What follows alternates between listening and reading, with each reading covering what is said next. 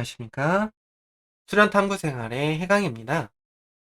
지난 화는 이제 종교와 수련이랑 어떤 관계가 있는지에 대해서 이야기를 나눠봤습니다.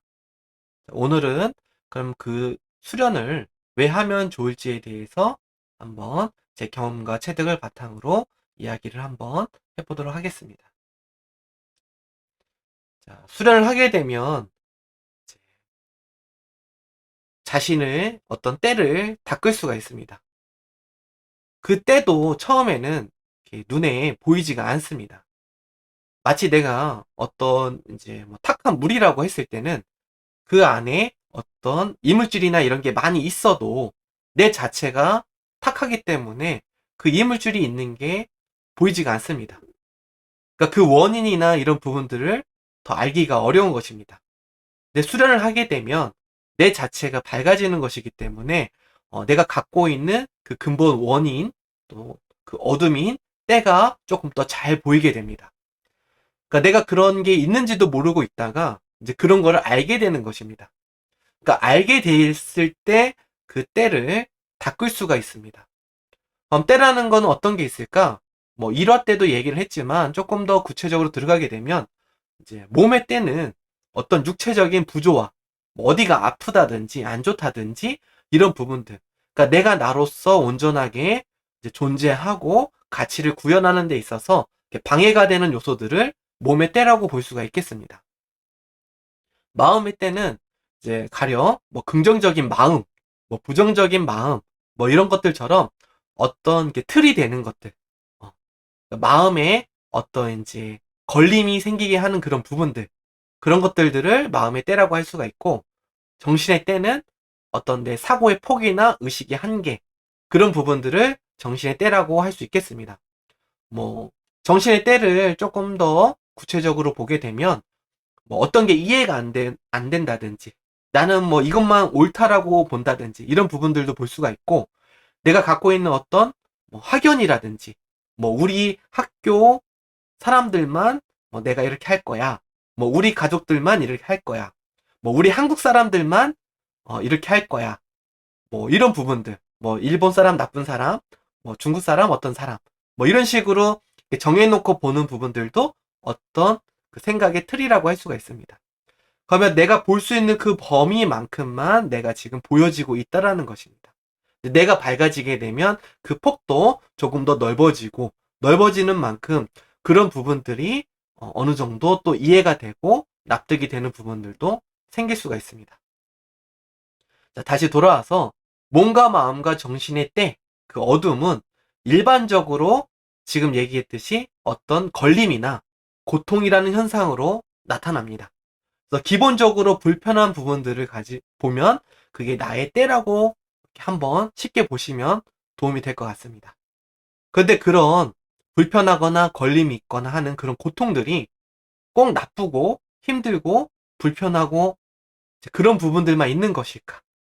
그거에 대해서도 한번 생각을 해보면 좋을 것 같습니다. 자, 수련이라는 거는 그 저번 시간에도 얘기를 했지만 내 몸과 마음과 정신의 때를 닫고 단련할 수 있어야지만이 진짜 수련이라고 할 수가 있습니다. 그래서 어떤 몸의 고통이나 마음의 고통, 정신적인 고통을 내가 실제로 닦을 수 있어야 됩니다. 닦지 못하면 온전한 의미의 수련이라고 할 수가 없습니다. 그래서 그런 부분들을 이렇게 닦으면서 내가 자신을 이렇게 돌아볼 수가 있게 됩니다. 먼저 고통을 겪기 때문에 내가 그거에 대해서 괴로운 부분이 있습니다. 그러니까 괴롭기 때문에 내가 그게 그 순간에는 힘들고 어렵고 주변도 보이지도 않고 하지만 그 충분히 겪었기 때문에 그 겪은 부분들이 내가 수련이라든지 시간이라든지 다른 부분에 의해서 안정이 되게 되면 성찰과 탐구로 자기 자신을 돌아보게 됩니다. 돌아보게 되면서 내가 그 고통을 반복하지 않기 위해서 내가 어떻게 해야 될까? 그리고 또 내가 그런 거를 겪어봤기 때문에 비슷한 고통에 있는 사람들을 보는 그런 관점들도 달라지게 됩니다. 그래서 그런 고통이 나쁜 게 아니라 인간은 그런 사람들과 또는 자연과 사회적인 그런 관계 속에서 어떤 괴로움을 겪으면서 이런 자신의 어떤 의식과 마음이 성장하게 되는 것입니다. 생각이나 관념이나 이런 부분들로는 나 자신도 세상도 변화하지는 않습니다. 그런 작은 거 하나라도 내가 깨우친 게 있다라고 하면, 또는 겪고 경험하고 체득한 부분이 있다면, 그런 부분들을 실제로 실천을 했을 때 나 자신도 변하고 세상도 변할 수가 있는 것입니다. 자, 좀 전에도 얘기를 했지만 내가 그런 어떤 괴로움, 쉽게 말해서 어둠에 빠져 있을 때는 내가 잘 보이지도 않습니다. 근데 그런 어둠이 시간 속에서 정리가 되거나, 또는 내가 적극적이거나 능동적으로 닦아내게 되면 그 해답, 또는 그 고통이 있었던 어떤 진실이 보이게 됩니다. 근데 그 어둠을 닦지 못하게 되면 어떻게 보면 내가 자포자기하고, 내가 그거에 대해서 더 부정성을 키워가면서 더 나락으로 빠져들 수도 있게 됩니다. 그런 괴로움이 왜 있는지에 대해서 스스로가 그 어떤 공부가 있다라는 것을 놓치지 않는 부분들이 중요하고, 그런 어둠을 충분히 극복 가능하다라는 부분. 또한 하늘은 사람이 견뎌내지 못하는 그런 괴로움을 주지 않는다라는 그런 믿음을 갖고, 그거에 대해서 내가 적극적이고 능동적으로 한번 풀어가 보려는 그런 마음을 갖는 게 굉장히 중요합니다. 근데 그런 마음이 내가 아무리 생각하고 막 한다고 해서 실제로 되어지지는 않습니다. 왜 그러냐? 실제로 괴롭기 때문에 그렇습니다. 내가 마음이 아프고 정신이 없고 막 몸이 힘든데 그런 거에 대해서 내가 생각할 겨를이 있겠습니까? 힘들고 괴롭고 고통스러울 때는 그 고통에 휘둘리는 게 너무 당연합니다. 근데 내가 아프거나 할 때 약을 먹고 병원을 찾아가는 것처럼, 내가 어떤 마음이나 정신의 괴로움이 있을 때 수련이라는 걸 통해서 내 몸과 마음과 정신, 이런 어둠을 빠르게 닦아낼 수 있다는 걸 알게 되면, 내가 생활 속에서 두통이 났을 때 두통약을 찾고, 배가 아플 때 이제 배탈약을 찾듯이 이렇게 수련이라는 부분들을 먼저 찾게 됩니다. 내가 수련이라는 걸 통해서 몸과 마음과 정신을 닦을 수 있다라는 거를 경험을 하고, 그거에 대해서 내가 이제 많은 이제 체득이 있게 된다라고 하게 되면은, 내가 마음이 힘들거나 정신이 힘들 때 자연스럽게 수련을 찾게 됩니다. 왜 수련을 찾을까요? 이 수련이라는 걸 통해서 내 몸과 마음과 정신에 있는 괴로움을 닦아서 나를 평온하게 만들어졌기 때문에 그 수련을 찾게 되는 것입니다. 어떻게 보면 이렇게 일상에서 수련이 조금 더 적극적이고 능동적으로 나한테 유익하게 쓰여질 때 그 수련에 의미가 있지 않을까, 그런 생각이 들게 되는 것 같습니다. 사람은 어떻게 보면 이제 괴롭고 아픈 만큼 또 성숙을 하게 되는 것입니다. 근데 이 부분들을 이제 긍정적으로 잘 풀어냈을 때 가능한 부분입니다. 긍정적으로 잘 풀어낸다는 그런 이제 관점에서 괴로움은 많이 겪어볼수록 좋은 부분입니다. 왜냐하면은 그런 괴로움을 겪어봐야 그게 내 일인 거를 알게 되고, 또 특히 감정 같은 경우에는 내 그 감정을 느껴봐야지만이 이해를 할 수 있습니다. 내가 슬픔을 겪어보지 못했는데 슬픈 사람을 이해할 수 있는지.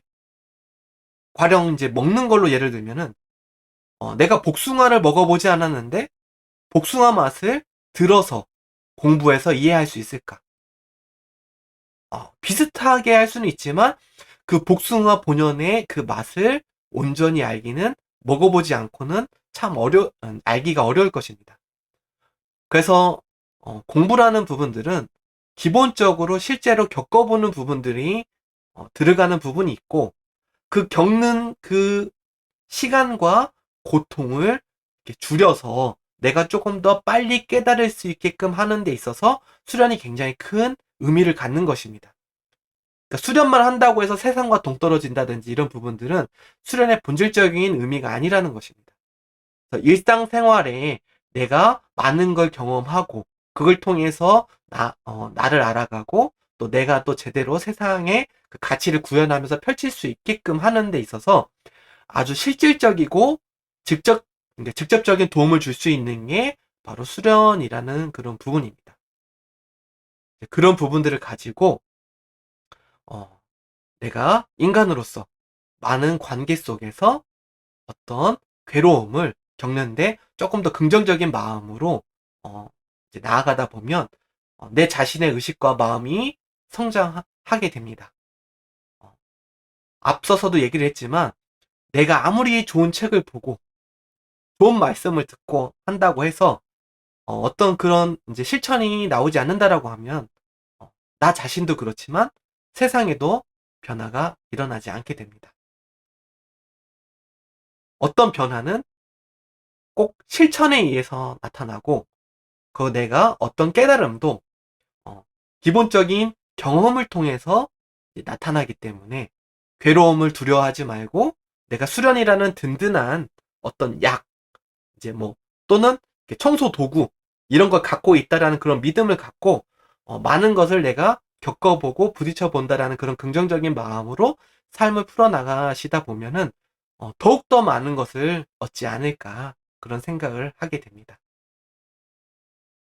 마지막으로 수련은 나를 닦아주면서 그간에는 보이지 않았던 그런 자신의 어떤 어둠이나 지금 내가 몸과 마음과 정신에 걸려있는 어떤 고통의 원인을 보게 하고 실제로 그게 보이기 때문에 그거를 닦을 수 있는 힘을 주는 게 수련입니다. 그리고 그렇게 돼야지만이 수련이지 오히려 더 힘들고 어려워지고 또는 관념으로 남는 거는 바른 수련이라고 할 수가 없을 것 같습니다. 마지막으로 어떤 고통이 없기를 바라기보다 그런 고통을 빠르게 정리할 수 있는 힘을 키우는 것이 내가 살아가는 삶에서 더 유용한 것이 아닐까 그런 생각을 하게 되고 저는 제 몸과 마음과 정신을 닦는 좋은 도구 중에 하나를 수련으로 삼아서 지금까지 이렇게 잘 활용해서 온 것 같습니다. 많은 분들도 자기 나름의 어떤 맞는 수련을 찾아서 자신의 어떤 고통을 지우고 삶을 더 잘 살아갈 수 있는 그런 힘을 가질 수 있으면 좋을 것 같습니다. 자, 이번 시간은 이걸로 마무리를 하겠습니다. 다음 시간에 또 뵙도록 하겠습니다. 네, 감사합니다.